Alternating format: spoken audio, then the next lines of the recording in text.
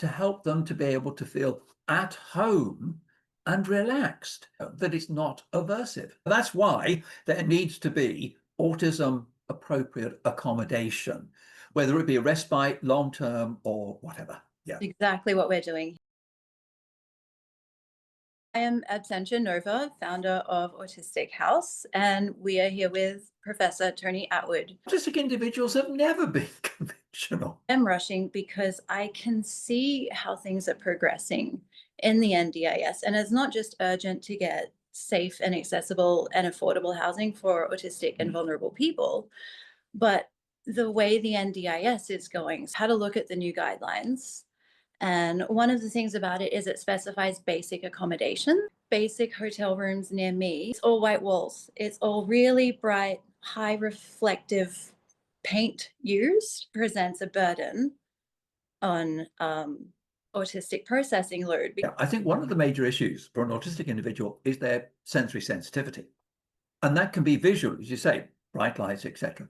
It can also be visual in the sense of colors and sometimes carpets, things like that. Go, ah! It's also tactile and touch. It's the feel of furniture that you're sitting on, the actual fabric that you're sitting on. It can be particular aromas in that environment. There are many dimensions, and I've known a number of autistic individuals over the years who have very clear needs in terms of accommodation. But the NDIS is incredibly skeptical in accommodating those because they require a special consideration. It really means ruling out conventional respite care or straightforward accommodation from government agencies and so on. But it needs to be recognized because otherwise there is so much stress in trying to cope with it. The person needs appropriate accommodation, but then the environment actually becomes quite toxic. It depletes our overall functional capacity because we're processing things. We already know that autistic people are generating a minimum of 42% more information than non-autistic people in response to stimuli. That really should be more widely known that it is, because it gives a lot more of the picture. And I'm moving away from using the term sensory because I think it's too fluffy. I think they interpret that to mean like we're soft, like weakness, like we just can't put up with it. They're not looking at autism. You should just get used to it. Yeah.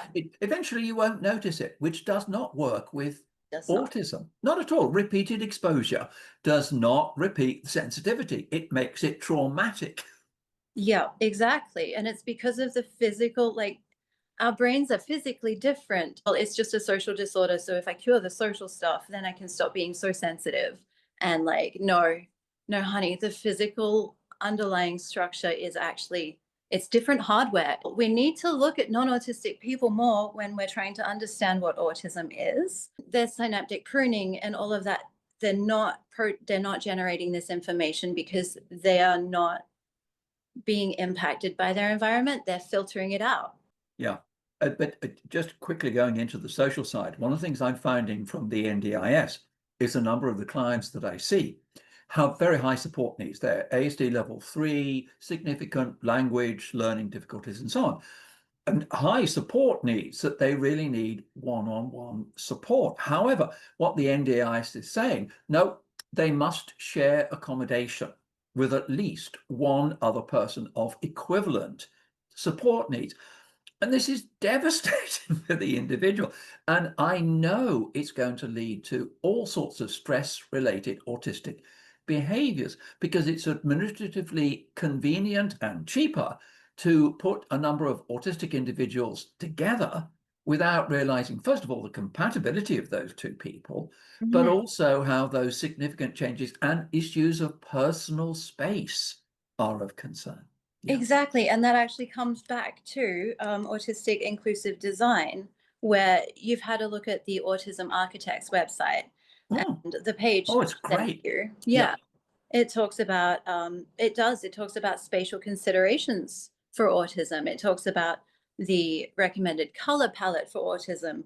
And yes, there is one. So many people don't even know there is one, even people who are designing autistic accommodation.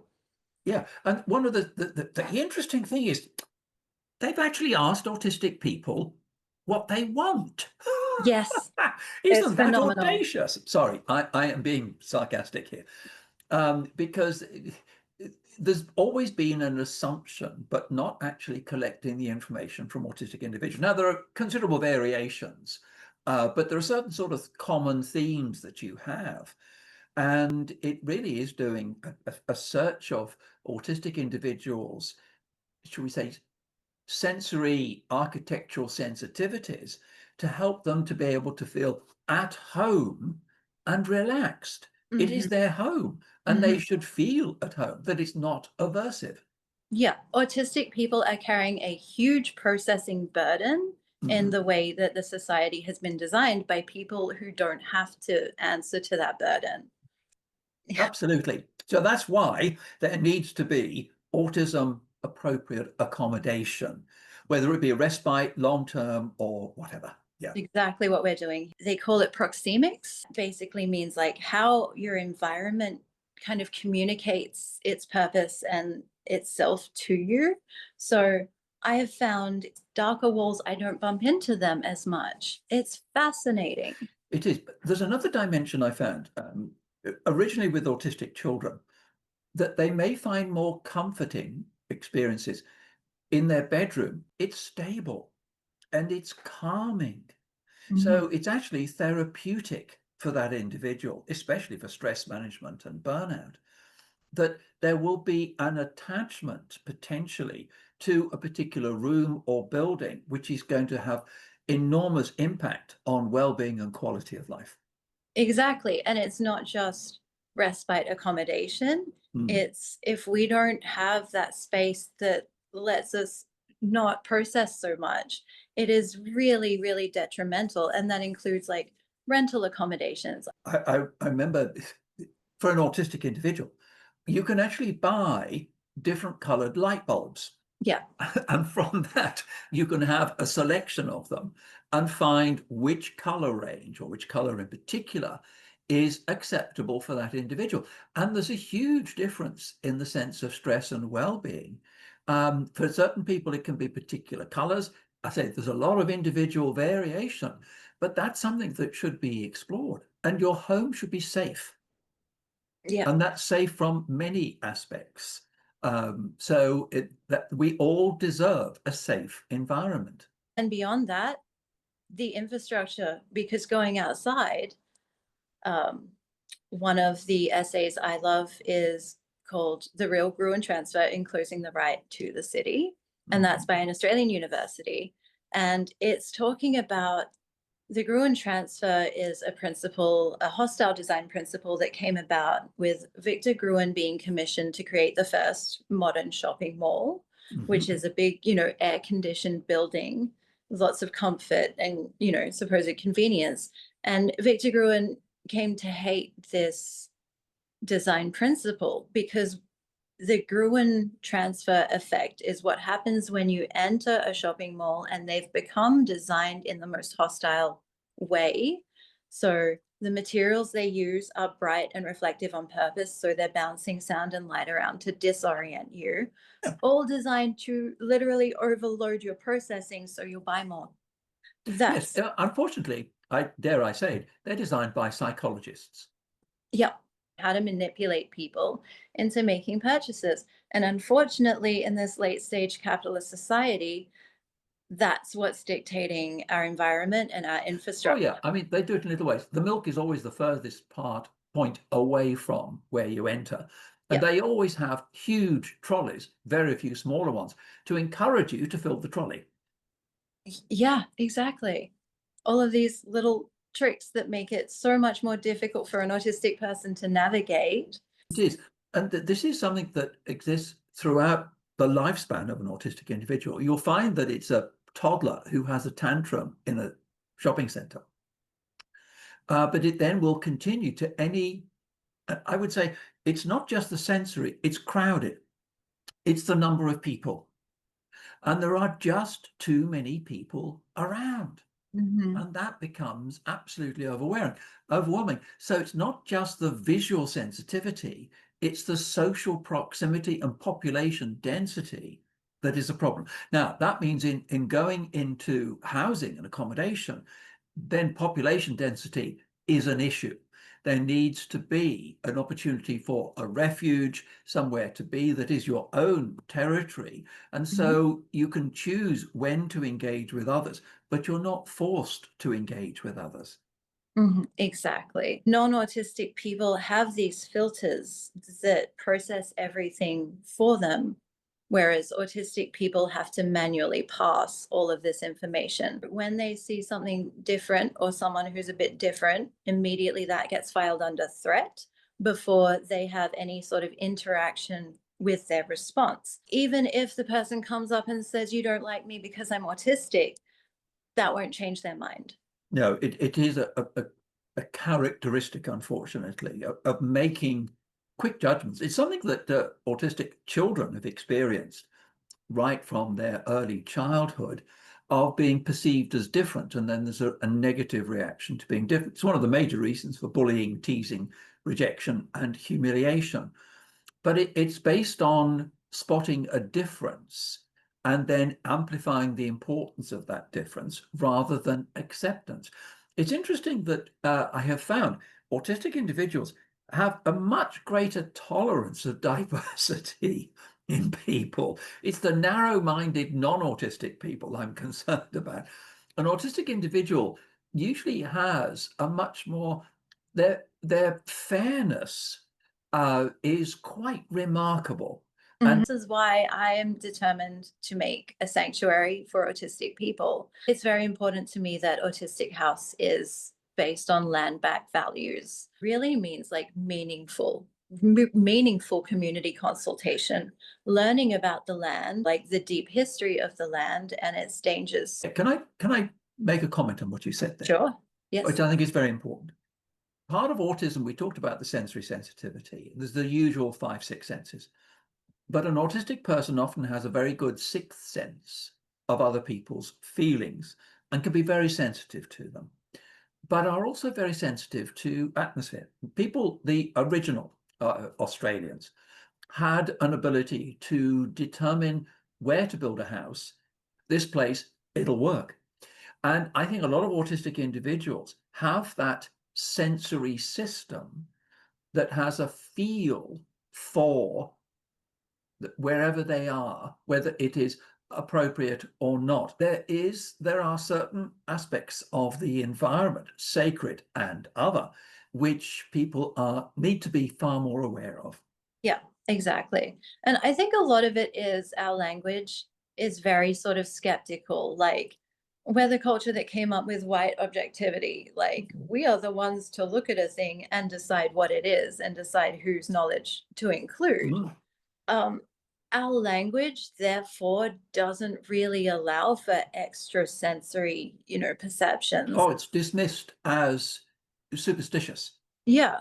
So, And and yeah, it's the same whether you're talking about like indigenous cultures or the people being eliminated in the Inquisitions. Um, this other knowledge that doesn't conform with the colonizing narrative is like, witchcraft is woo woo. And now we know that like there were actually no witches. We make the language to shape the world in our culture, kind of rather than letting yeah. the world shape how we see it. So, now we're talking about my autistic sensitivity. Often it gets uncomfortable because you go into like, well, my pattern recognition knows that this is going to happen, like witchcraft. Like, no, maybe I just have a broader scope. Maybe I'm not like filtering and eliminating most of the information that I come across. And therefore I'm just working with more. And it's not actually woo woo at all.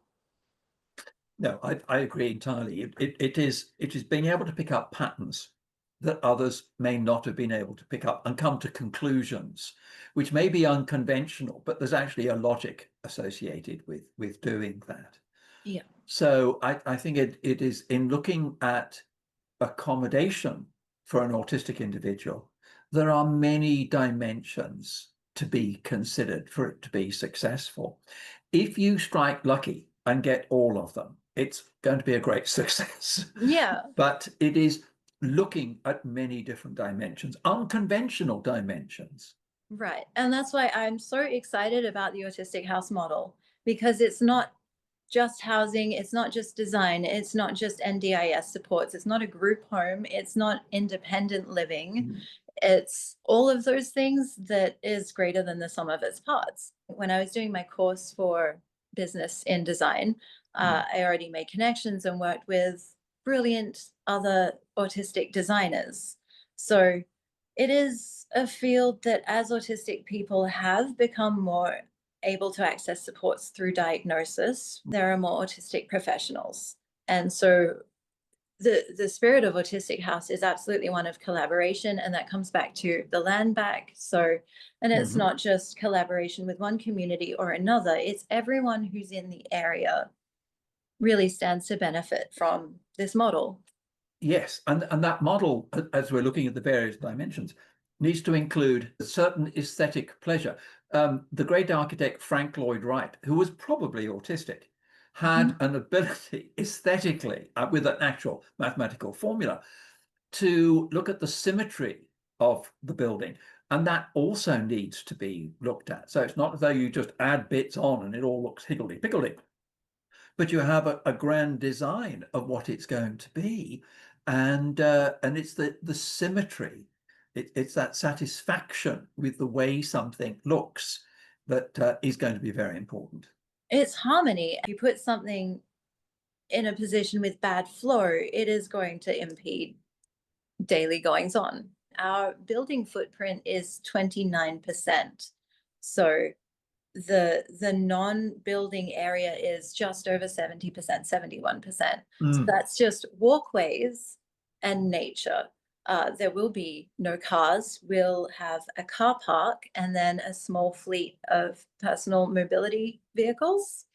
So it's either walking friendly or, mobility access friendly. It's built for accessibility from the ground up.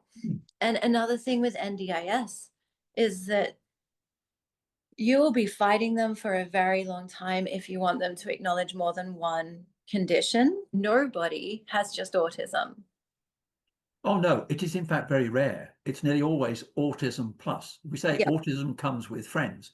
And so you're going to have a variety of issues that are going to occur. Sometimes it's ADHD, it's anxiety, it's sleep problems, it's all sorts of things. So when you look at the actual diagnostic criteria for autism, it is very rare to be purely those. There are other issues. Now that, in terms of design, I mentioned the term sleep. That's going to be important because of the right circumstances and avoidance of noise and light. So it is conducive to falling asleep.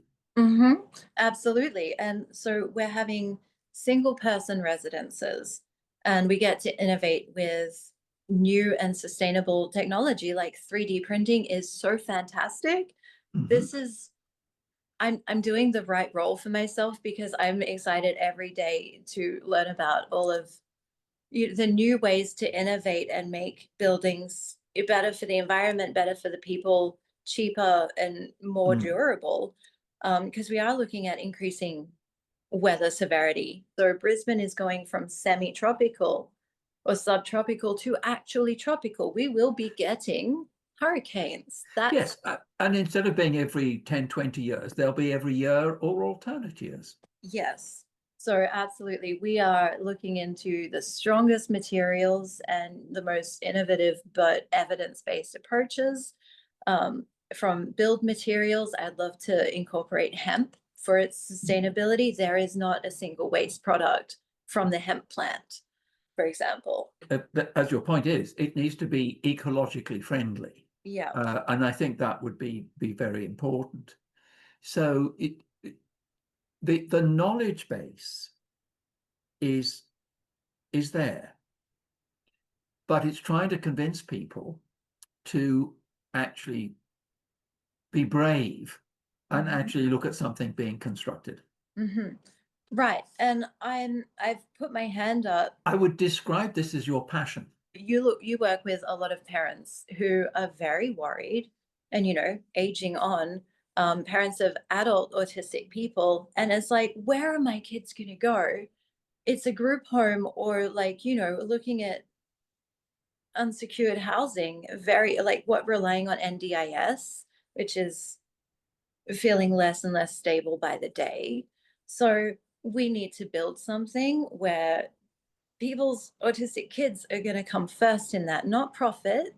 So it's going to balance. Those accommodation fees are going to pool together to form a basic supports package that NDIS can't actually dictate. Yeah. One of the interesting things is politicians usually think money. Mhm. And when you've got an autistic individual, you've got often for levels 2 and 3, a support network. And it's interesting that in the area of eating disorders, they were trying to get autistic individuals to fit the conventional programs for eating disorders. And they were finding it wasn't working. They were being in residential care for a lot longer. It was very expensive and so on. And when they made the environment autism friendly, both by the environment and attitude, the effectiveness of the programs was far more effective and cheaper. Yeah, exactly. This is going to save on people's plans, as well as like everyone is going to save from NDIS, and it's going to save from local government because of preventing homelessness and other problems that happen when people don't have access to those supports. So they have to supplement it, often without the social network. So what is there in the society? Alcohol. I had that. I was definitely alcoholic for a long time, until the last 5 years, I think. I honestly have lost track because it's not something I think about anymore. I'm not sitting here going like, oh, I wish I could still drink, and like struggling with it. I have supports now. Ergo, the alcohol has no function in my life. Yes, and I would see that as the whole process needs to be to measure the degree of success. Mhm. And one of those is not only the individual's sense of well-being and happiness, but it is also the literal financial cost of their support, etc.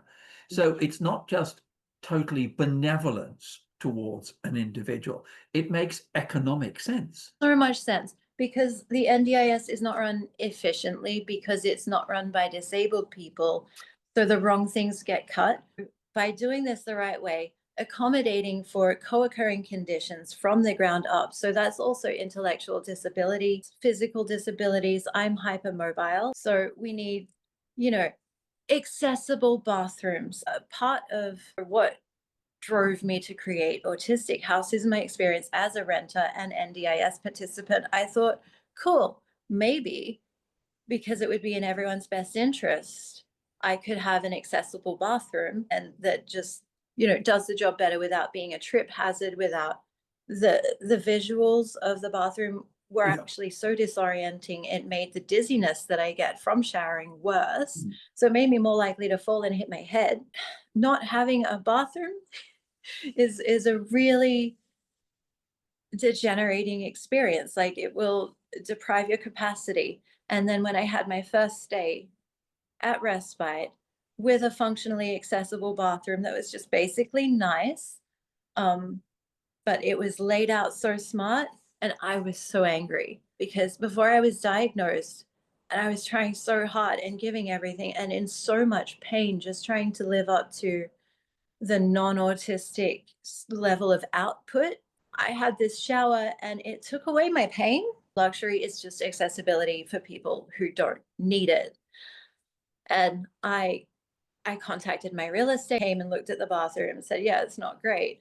But then in the same breath, he said, oh, my wife's more disabled than you. Okay. This is one of the things that is experiences that is driving your passion Yeah. because of personal experience, which is a wonderful way of maintaining the momentum. Yeah. Absolutely. Now, Thank you. where is the link for the donation? It The is on our crowdfunding? website. We shall continue to be in touch before we do the next part of the process. Okay.